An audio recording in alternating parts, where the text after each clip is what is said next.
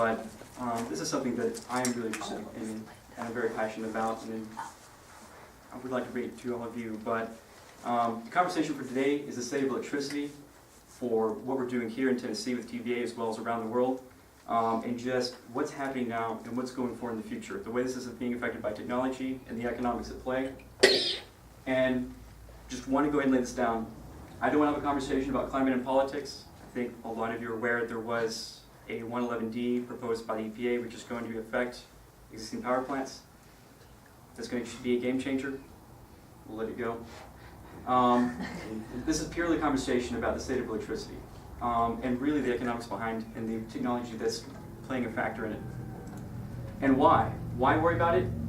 It does have a huge impact. It impacts our security nationally, it impacts our economics locally, and then with a rapidly changing world, not just by technology, but also by a changing world with a population boom, and also the question of how this is really impacting our local environment, both long-term and short-term, all have a huge impact. And again, the entire electricity market is about a quarter of our entire market structure for gross domestic product.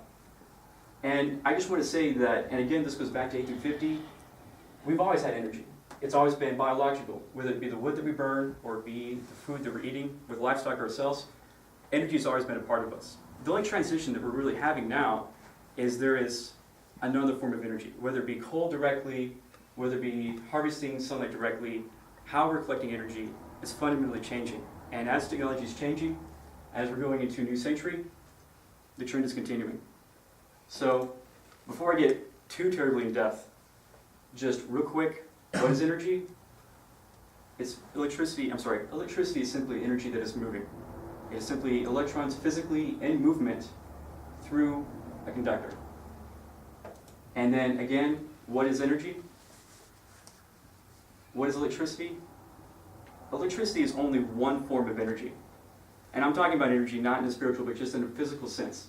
And what is interesting is that to think about energy being static is wrong, because electric can be light, electric can be heat, electric can be chemical, it can be nuclear, it can be mechanical, it can convert, it can convert, it can convert. So the process is that to think of energy in any one form as being static is not the true reality, because we have all of the options open for how we want to, what we want to do with electricity and how we want to move toward electricity. And that reality is what shapes how we build power plants. And so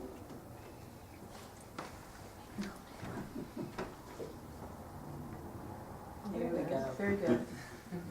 that is a process. That is a process of conversion. And it's not just one. It's actually a process of 4 stages with 3 different conversions. It's going from the actual chemical form of energy to a thermal form of energy, from a thermal back to an electrical form of energy, and from that electrical back to mechanical. And so I hope you can understand that when you're looking at where electricity comes from, it's never electricity. It's where it's coming from and what it's going to. Because electricity is not a static. It's a very dynamic, it's a kinetic form of energy. And so when you're making the decision of where it's coming from, and when you're addressing what electricity really is, electricity is simply just one form. And the only question is, where is it coming from and what is it doing? And so this is something too that I really wish more we were clear of, is that when you look at a coal plant and when you look at a nuclear plant, you have hot water that's forming steam, it's going through a turbine, and it's powering a generator. When you look at a coal plant, you have hot water going through a turbine, powering a generator. The only fundamental difference between a power plant that's on coal and a power plant that's in nuclear is simply the source of the heat. The entire process is the same. It's just the very initial process of where that heat is coming from. And so when you really look at the economics of running a coal plant and a nuclear plant, it's how much you're paying for the fuel and how are you able to maintain the infrastructure. And again, it's so similar that it is possible on both a large scale and a small scale to actually go to a coal plant and convert it to running natural gas. That again, when you're just looking at a process of heat, if the economics are ever favorable, you can actually be agnostic to what the initial form of energy is, and you can generate electricity with either coal or natural gas. And this shows up again and again. I won't go through here. That's a little too much. But the question is that there's a big fire. Quite literally, there's a big fire going around the world, in which there is a tremendous amount of energy and a tremendous amount of electricity is forming. And the question is who started the fire? Well, if you go all the way back, you really have to go back to the late 1700s. And that's when you had a gentleman by the name of James Watt. And the thing is, James Watt did not invent a steam engine.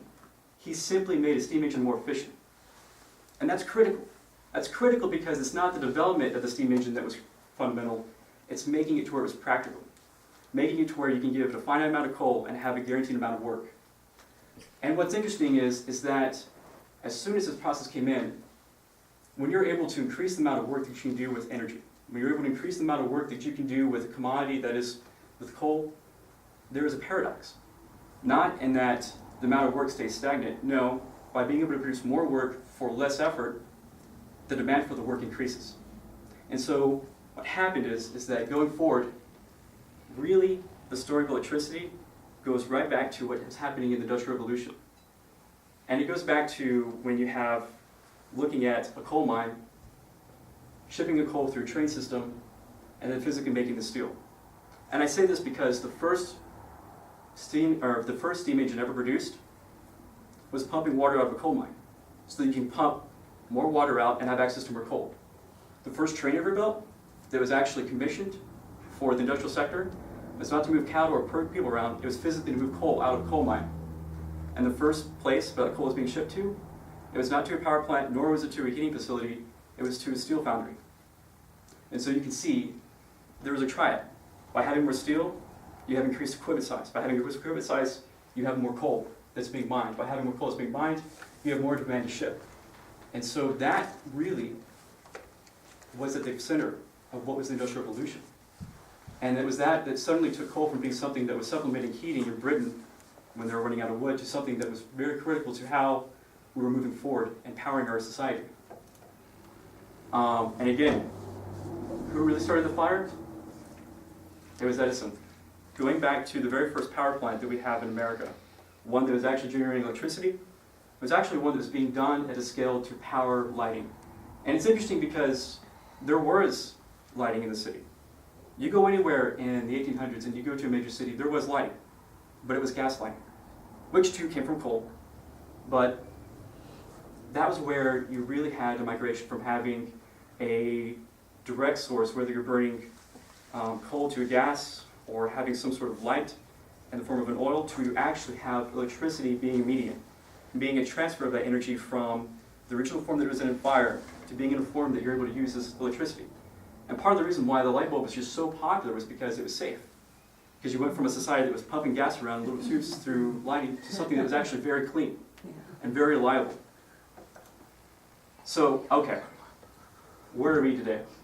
This is actually looking at total energy, which is a fraction of what we're looking at. So look past what is in green, which is oil. But going through here, looking at the 5 different continents, North America, South America, Europe, Middle East, Africa, and of course Asia, where gray is being coal, the light blue is being what's being generated in hydroelectric forms of electricity, yellow is being nuclear, physically being generated by uranium, and then natural gas, which is in red. You'll notice some trends. First, everything's sort of a blend. Everyone's taking advantage of a little bit of everything. Why? Because there's no one solution. When you're making electricity, when you're physically delivering the electricity to the product, it's a blend. The electricity we're consuming right now is a blend of coal, it's a blend of hydro, it's a blend of natural gas. It's a blend of all of these that are working together to develop the kinetic energy that we're absorbing as electricity. And it's neat to step back and to look at how much China, really being in Asia, is dependent on coal. It's interesting to see that in the Middle East, where they have so many reserved natural gas, it's much more practical to use natural gas than it is coal or hydro. And it's interesting to look too in South America, where you have a lot of rivers and not quite yet a large population is demanding. You can afford to have most of your infrastructure provided just on hydroelectric. So, where is electricity in America right now? Electricity in America has not changed very much in the last 2 decades, except in regards to natural gas. And it's simple the fact that natural gas used to be between $15 and $20 per 1,000 cubic feet, and that's dropped down to $5. So there's been a fourfold reduction in what we're paying for natural gas at the industrial scale. And that's been a game changer. It's been a game changer because of this. Between 1990 and 2010, there has been a slight increase in electricity. That's proportional with the economy, that's proportional with where we're going as a society, but if you notice, we went from 53% of our energy in America in the form of electricity going down to about 42%. There's been a reduction in coal. We recognize that it's not the same as it was at the turn of the century. Nuclear has remained unchanged. We haven't issued a new nuclear facility in America for 30 years, just after we had the 311, because of the negative respect it's receiving in the public. The actual electricity that we're generating through the form of nuclear has remained virtually unchanged for the last 30 years. Renewables, there's not been much of a change. And that is including the hydroelectric. When we're talking about renewables, it's talking about solar, it's talking about wind, it's also primarily talking about, what the bulk of this is just what's available in water. But the game changer has been natural gas. And the simple fact that because natural gas has dropped so much in price, that most of the expansion in the last 2 decades has been because of this. And this is unique to America. This is unique to because of the infrastructure and the policies that we have here in the country. And yet, this is interesting too, because in the last 2 or 3 years, the actual ability to generate electricity with photovoltaics has reached a cost point. It's reached a cost point to where now it's becoming competitive. It's not a niche, it's not a small item, it's actually getting to the point now to where the overall installation and operation costs of generating electricity directly from the sun in the form of solar panels is on par, where you're seeing more capacity being installed in the year 2013 in the form of solar than your coal. And if you can't read this again, at the very top in the orange is natural gas, and yellow we have solar, and in red we have coal expansion. And of course you see wind down here too. But we've had 3 times more solar installed last year than we have wind. And we've had twice as much solar capacity installed in coal. And that's been a very recent trend. But again, because the price of natural gas is still very cheap, it's been the primary driver. And there's not necessarily just cost that's involved with that. It's the actual ability of what you can do with solar, and it's the ability of what you can do with gas. Just to go back and hammer how much natural gas has had an impact on our country here in the United States, this is showing just overall production. So again, going back to 2000, not but 14 years ago, this is domestic natural gas production inside the United States. And you can see, going up here to 2006, that's when you had the first elements of fracking. The first ability to go in and to where traditionally natural gas was a byproduct of mining petroleum, now you're actually able to go in and have a different type of technology that can extract gas from sources that were traditionally considered unminable. And again, if you take a look, one of the largest fields of which we're extracting natural gas is from the Bakken Fault, which is in northern Dakota. Can I go back?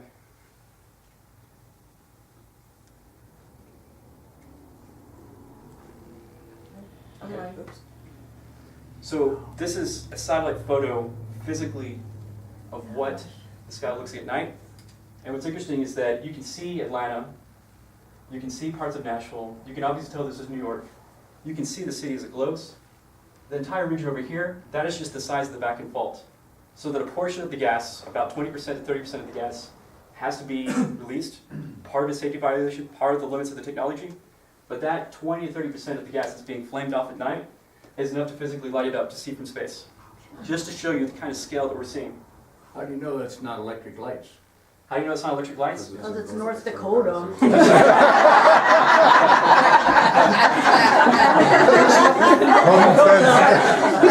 can actually zoom in. You can get a much higher resolution photo, and you can clearly tell.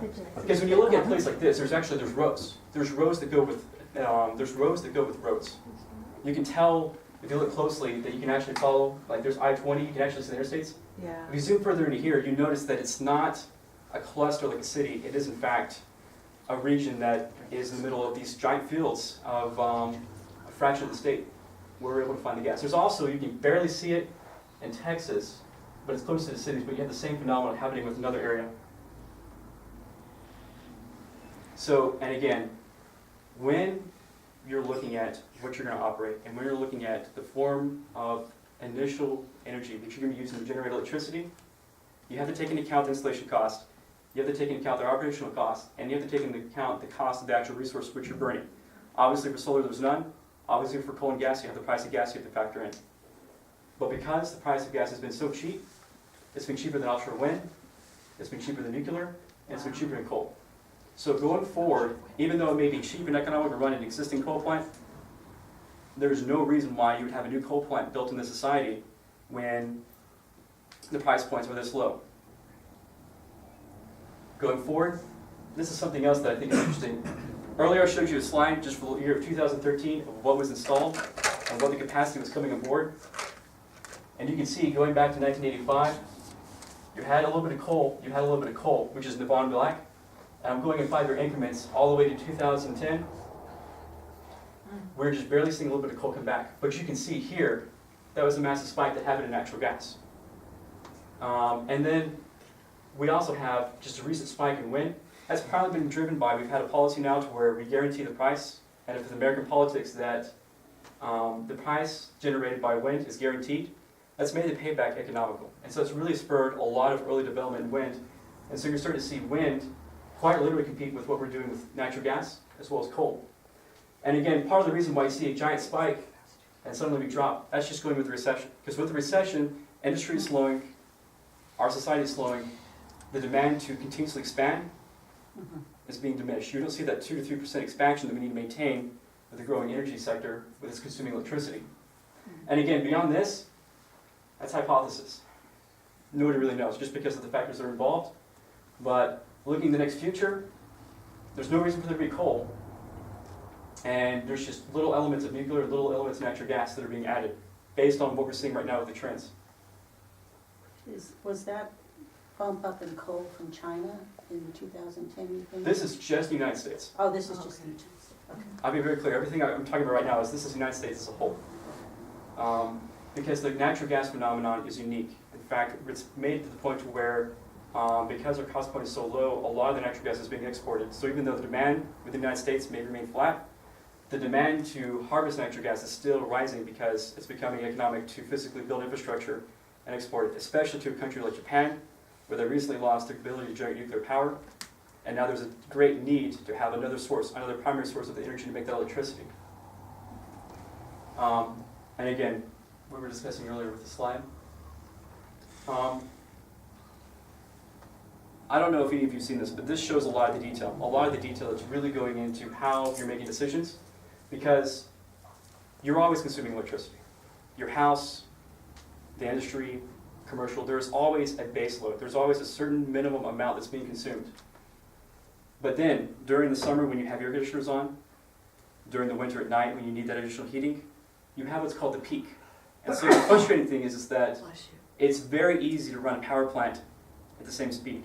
It's very easy to give out the same amount because electricity is something that cannot be stored. The demand, which is being demanded by us on the consumer side, must meet what is being generated from the supplier side. And so that if there's a spike in electricity, and this actually happened a lot, 4 of the highest days for TVA to ever generate electricity occurred just last January when we had that rapid cold spell. A lot of people had gone back and used electric heaters, and that ability where every consumer at home was turning on the electric heater and running a full load, that really impacted. So TVA saw record high levels during the last winter. And then they see this again in the day. They see the cycle every day. And so what they're doing is that with a nuclear power plant, you never shut down a nuclear power plant. You run at your base load. With your coal, it takes a week to shut down a coal plant. It takes about a month to shut down a nuclear plant. You don't want to tamper with your coal plants. You run your coal flat out. Hydro, you can't store too much water. You don't really store too much water, so hydro tends to be something that you use as base load too. Well, then the facility is the natural gas. Not only is it cheap, but natural gas has been the ability to where it can easily fire up, it can easily fire down. And that's the reason why most natural gas plants, they're not doing baseload generation. They're doing peaks, because they have the ability to easily turn on and turn off. And that's the advantage. The biggest advantage of the power is you want to have the ability to where you can easily control and match your demand. Because you can't force the demand side, where it's taking electricity to be consistent and to match what you're able to provide. So just going back now, I want to talk about what we're doing with TVA and where we are, because we're all on TVA's grid. And so what are some of the unique things that are happening here? I don't know if you're aware of this, but like a zip code, like a state, like a county, there are distinct grids. And so of course TVA is one of many. It is a little bit smaller as far as area. And it's also one of the few that's remained fully privatized, fully public with the government. A lot of these other corporations, for instance, Georgia Southern Electric, they've gone back to where they are semi-public now, semi-private now, being controlled. And then just to make it a little more apparent, there is a transfer of energy. This is actually showing what was done 3 years ago. I know the numbers may not mean much. I won't explain the units, but do know with a grain of salt that if TVA can't match the demand, they can bring in. And if they can't shed load and they're actually producing too much, then they can actually have the consumer pull, they can give away. And so that, like imports and exports, there is a very fluid, dynamic exchange of energy between these different regions. So that if any one region falls entirely, it's okay. The United States will fall as entirely, and that gives us a little more security, but also has the ability to where we work together. And this is actually even more true in Europe when you have each state working together, each country working together, where you're having a rapid change of exports and exports between the different countries. And again, this is a demand profile that you would see on a typical day with TVA, where at the very bottom, we do have nuclear capacity, we do have coal capacity. So around 30 to 40% of the total power made in TVA does come from coal. Another 15 to 20% is made from nuclear. And still to this day, around 10% comes from hydro. One thing that we do within TVA is that we do have the ability to where, if you've been to Chattanooga, there's Raccoon Mountain, where there's water being pumped to the top, as well as water being pumped to the bottom. So with Raccoon Mountain, you're able to run a dam in reverse, you're able to pump water up and pump water down, so that when you have excess electricity, you can store it. When you need to call for electricity during one of these momentary peaks, you can pull it. And that creates a great level of flexibility. And then you can notice too, what's in red is one of the primary peaker plants that's installed. It's a plant that's only running for 2 or 3 hours a day, 6 or 7 weeks a year, just to make sure that you have the ability to meet that one capacity when you have the momentary demand. So it's interesting because you'll have nuclear and coal that are running 8,000 hours a year, 6,000 hours a year. These peaker plants, they may only see 100 hours of operation a year. And sometimes they may not see any, but they're there as a reserve just in case they're called upon. And this is something that I thought was really, this is essentially how they're making their decisions. So cheapest source of electricity to generate is hydro. Unfortunately, there's only so many rivers. So the amount of hydro capacity you can have installed within the TVA grid is finite. Secondly, you have nuclear. Nuclear, again, is great, but because of the politics and because of public perception, it's been very difficult to add anything in the nuclear world in the last 30 years. So the amount of nuclear that is installed is very flat. But you can see it's cheap. As far as just the cost, the actual cost to operate it and run it continuously, it's very, very cheap. Next, you have coal. And coal is the one thing that you can size up right now. You can't get permits for nuclear, you can't find new land to build hydro, but you can build new coal plants. And coal has traditionally been very cheap. And then third, you actually have natural gas, one form in which you're doing a retrofit into an existing boiler system. You also have a peaker plant. These are just natural gas, but they're different technologies of extracting the heat to form into electricity. And so on a typical day, as the demand is going to be increasing, this is what you're going to run. And so what's great is that the utility rates actually change. They're cheaper during the swing months, which are considered to be fall and spring, because you don't have a large demand. But during the winter, especially during the summer as well, when you have a high air conditioning load, that's going to rise.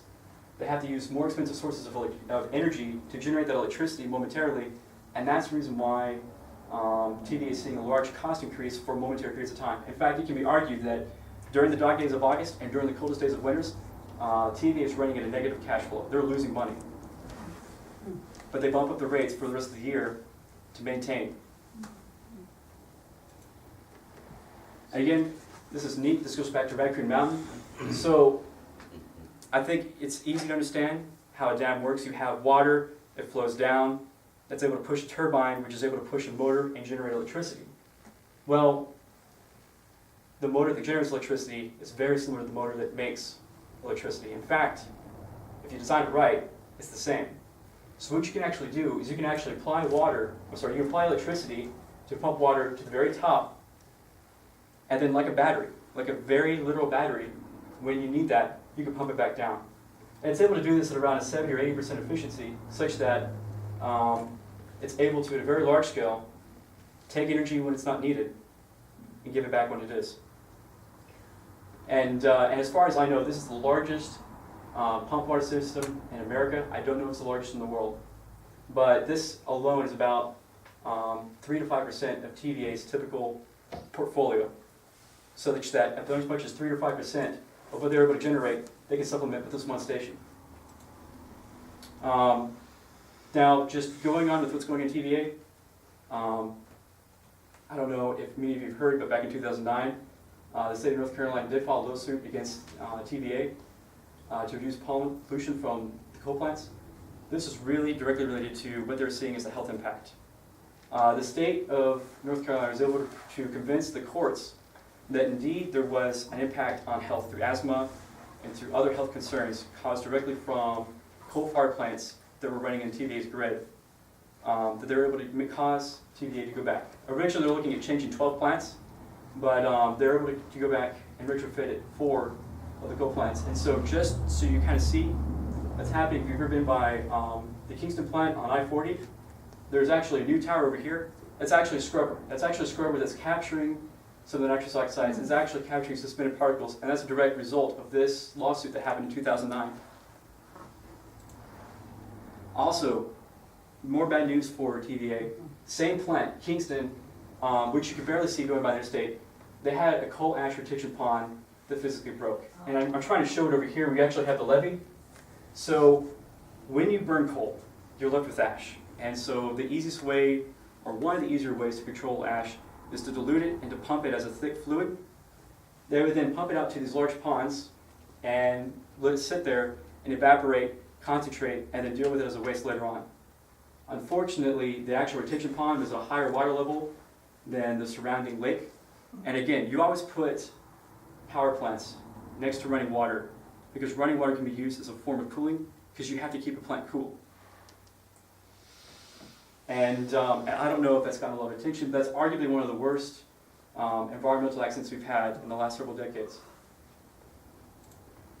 And then TVA is putting forth effort to go through and do alternative forms, something that is not typical. So we do have a little bit of capacity within TVA to generate electricity up at Buffalo Mountain, but compared to the Great Plains, compared to other areas in the country, we don't have strong winds. And so because of that, there's a lot of complicated relationships where they will commission a wind turbine farm in someone else's territory. And so what's happening is that, especially up in Iowa, where TVA is running and operating the actual wind farm, and that electricity is then going to their grid.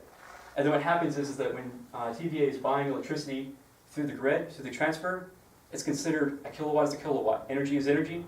And so that even though the actual electrons themselves may have a source with a coal or a nuclear plant here, because it's being offset by generation here, it's considered to be part of the portfolio. It's part of the energy that's being generated.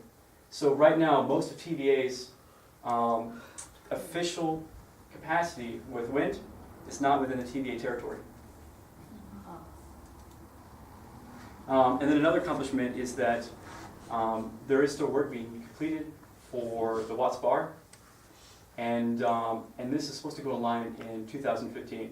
And this is a great accomplishment for TVA for the simple fact that there's not a lot of reactors going on. In fact, there's not been a single new permit issued for a nuclear power plant, with the exception of a site in Georgia for the last 30 years. It's been very difficult to move forward. It's been very difficult to add capacity. And this is something that we've been working on for the last 2 decades. And I believe that's everything in TVA. Well, just right now, because of the recession, because there are improvements being made with how energy is being consumed, and that reduces the demand for electricity.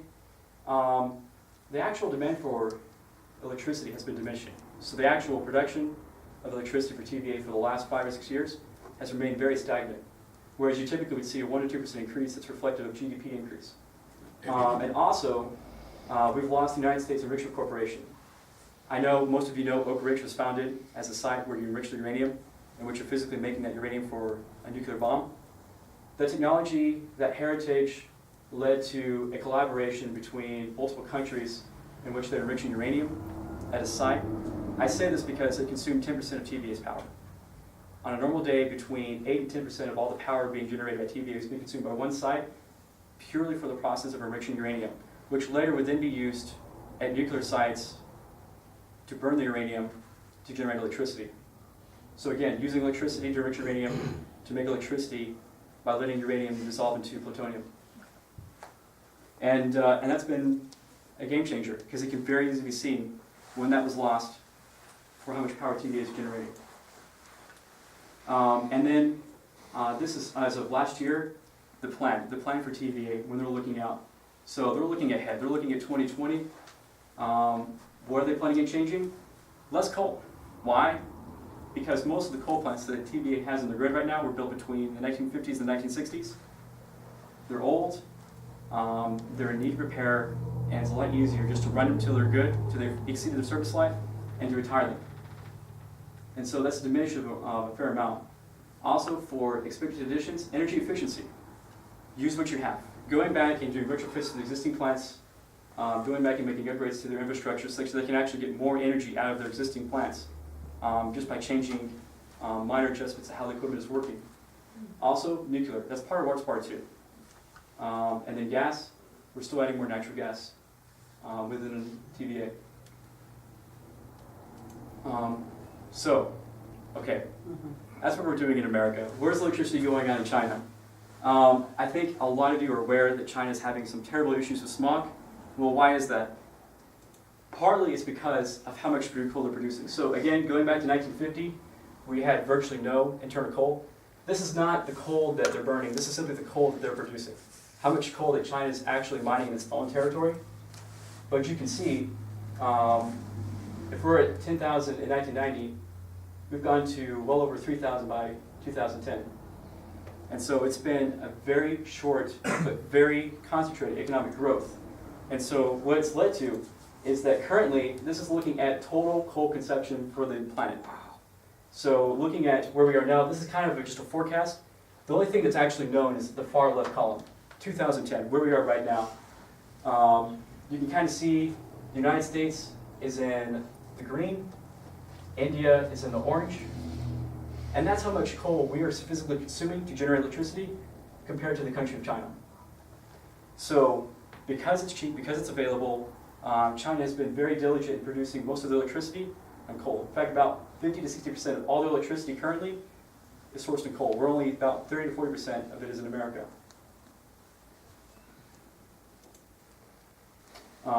And part of the reason why they're having so many problems with pollution, it's not the coal that they're burning, it's that unlike here and like many other countries, we have very strict laws for what is done to the combustible fumes that come from burning coal. We process it, we filter it. As Americans, we have regulations that maintain what we're able to do with that as it returns to the atmosphere. China does not. And that's also, when you take away those regulations, that makes it even cheaper to produce, even cheaper to build a plant. And that's part of the reason why they only have more and more coal coming in. Now, electricity in France, very different animal. This is actually looking at what they produced since 1980 to now, and I think this is dated, this goes back to 2007, but blue is hydro, making electricity from water. Red is fossil, whether that be coal or whether that be natural gas, but the yellow is nuclear. So unlike any other country in the world right now, France has really pushed forward their ability to generate electricity, mostly on nuclear. In fact, the country of France has a website where you can actually go through and you can actually see a live dashboard. And so as of this morning, 89% of the electricity was coming from nuclear for the grid. Wow. And also, on just a slightly separate note, because they've been pioneers and because they've been the most successful with what they're doing with nuclear, they've become the site that's been chosen for ITER, which again is the International Thermal Experimental Reactor. Long story short, fusion. So in order to make fusion electricity, which is different from the fission process, where you're actually breaking apart molecules, this is physically joining molecules together, much safer, much more reliable, but again, it's all about economics of scale, and it requires international collaboration, and so this is happening in France.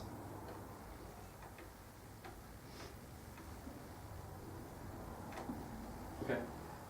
Electricity in Germany has been very interesting for the last 5 years. Because of fears of global warming and because of their policy at the time, they were very aggressive in adding incentives to residents as well as those at the industrial scale to install photovoltaics. It's also very incentive for them because where we only pay 11 to 10 cents per kilowatt hour, they're paying closer to 30. So what would be a 3-year payback for us would be a 1-year payback. When you pay more for electricity, the economics of adding solar panel were much more practical. And it has become significant, whereas maybe only 1 to 2% of our electricity generated is coming from solar. This is a profile on a typical day for what's coming out of Germany. This is actually taken on July 7th, 2013. And so you can kind of see, again, it's all about that peak. It's all about that base load. The base load is here and the peak load is here that's occurring in the day. They've added so much solar that you can't shut down your nuclear. You can't shut down your coal. Those are processes that you really want to keep running for longer than a week. And so because they've had so much solar, they've had to negotiate contracts with the surrounding countries, whether it be France, whether it be Sweden, where they are actually exporting electricity. So because their solar has been so strong, they've had to export. And then during the times at night, they've had to go back to a process where they're importing. The problem with solar, as far as logistics, is that it has to be consumed immediately. In order for solar to be able to power a system at night, you have to be able to store it in a means that can be extracted back out at night. Whether it be a pump station very much like what you're seeing in Raccoon Mountain, or a physical battery-like system. And so right now, Germany is dealing with the frustration to where they're very aggressive, they're very successful, but now they're so successful, they're having a very difficult time managing what they're generating on the site. But it's interesting because this is just a heat map showing how much sunlight is hitting the Earth over a period of a year. And you can see Germany all the way up here, receiving around 11,000. Us all the way here in Tennessee, receiving between 15 and 17. Germany's receiving 2/3 the energy that we are. So if they're having that kind of an impact, if they're having that kind of a generation, when they have a denser population, when they have less sunlight, economics aside, the technology is there to where it can happen. Electricity in Norway has been a really unique animal. They have a lot of mountain terrain, they have a very low population density, and so they've been able to have 90% of the country powered purely on water. In fact, it's been so successful that they still have a rich terrain full of resources. And so with their natural gas, red is what they actually produce within the country of Norway, and black is what they export.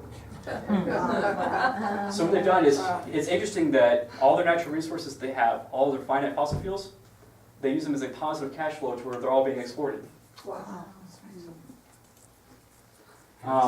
Electricity in Iceland is a very unique situation too.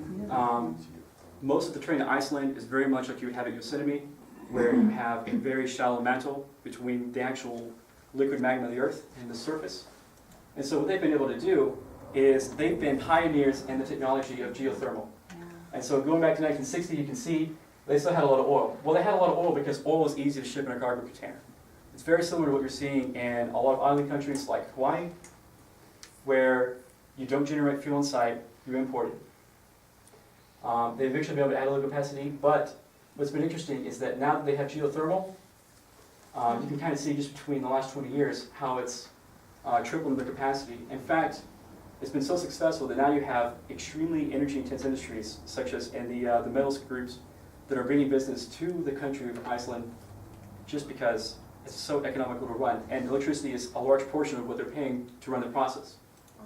And again, going back to what is a power plant, all of it is just generating the steam. You can make power from any process as long as you're generating heat with steam.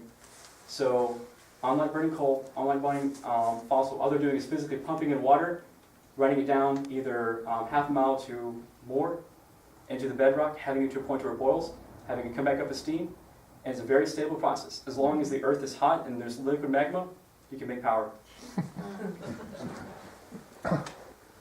Electricity in Japan has been really interesting. It is an island country, so unlike America, where we can exchange electricity between Canada and Mexico, unlike Germany, where we can exchange electricity between France and the other surrounding countries, Japan is an island country. They have no one that they can use as a buffer to supplement if they have oversupply or under demand. And so, back in 2001, you had the tsunami. And so at the time, where the total amount of electricity you're generating, and orange is where you're generating electricity in fossil, about a third of all of Japan's electricity was generated directly from nuclear fuels. As soon as the events occurred where you had Fukushima, and we're getting a lot of international attention from the events that transpired after that, that was pulled. And so you can see, as of 2012, the actual capacity of nuclear has dropped. And so what is that? Well, they still have a total demand for electricity, but what has happened is that the nuclear has dropped, and as a consequence, their fossil is increasing. So now, in the last 2 or 3 years, there's been a rush to develop a natural gas infrastructure where we can export natural gas to Japan to supplement them, because they don't know when they're going to go back to nuclear. And then just, now we're looking at countries, just a few spotlights on what's happening with technology. Again, the problem with wind and the problem with electricity is that you can't turn it on and off. It makes electricity when it wants to, it doesn't when it wants to. However, in the last 30 or 40 years, what's really been driving the wind industry is the size. And it's not just economics of size, it's actually what happens. What happens is that when you have a structure that's only 200 feet tall or 300 feet tall, there's only going to be a certain amount of time where you're going to have a wind that's above that. You go up another 300 or 400 feet, you go up another 340 feet, beyond that, you start having not only more consistent winds, winds that are blowing 90% of the time versus 20% of the time, but they're blowing stronger. And so what's happening is that you're starting to see wind turbines that are getting taller and taller to the point of the size of skyscrapers, and they're working. They're working because when you get to a certain height, there will be wind, and it will be strong. And you will be able to generate electricity, and you will be able to justify putting it there in the first place. And then solar. So the first solar panel that was really developed was developed out of NASA to power their satellites. And back then, you're looking at $76 for a watt. Don't worry about it, but just go with the numbers. Because of Moore's Law, because of manufacturing, you can see ever since the 1970s, going into the 80s, it's about $10 per watt. Going to the 90s, it's about $7 a watt. Going to 2000s, maybe $4 to $5 a watt. But as of last year, in 2013, you can buy a solar panel that is able to generate a watt of electricity for 74 cents in the watt. And so you do the math, that's a 100-fold increase. That's a 100-fold increase between what was able to be afforded now and what's now. So the thing is that as long as the price of coal remains static, the price of gas remains static, the price of all these other commodities remains static, which actually consume material, the true install cost and the operation cost of photovoltaics is getting to the point to where it justifies itself. And it is, in fact, cheaper to run than coal. It's called grid parity, and that's the paradox when you look at the total lifetime cost of how you generate electricity, whether it be coal, nuclear, hydro, or photovoltaic. We're getting to the point now to where parts of the world are seeing grid parity, where it makes more sense to install solar panels purely from an economic standpoint than it ever would for coal. And then just going back to where, what's the only thing that's really holding back a lot of these technologies? The major headback is deployability, going back to the peak. You can turn a coal plant on, you can turn a nuclear plant on, you can turn a hydro plant on, you can't turn on a solar panel, you can't turn on a wind panel. And even today, as of today, the cheapest way to store electricity is the classic lead-acid battery that's sitting in your car. And so it's been amazing that of all the technology improvements we've seen, still the cheapest way to store electricity, as far as an actual battery, has been unchanged for 120 years. But That's everything that I would discuss. There's a lot.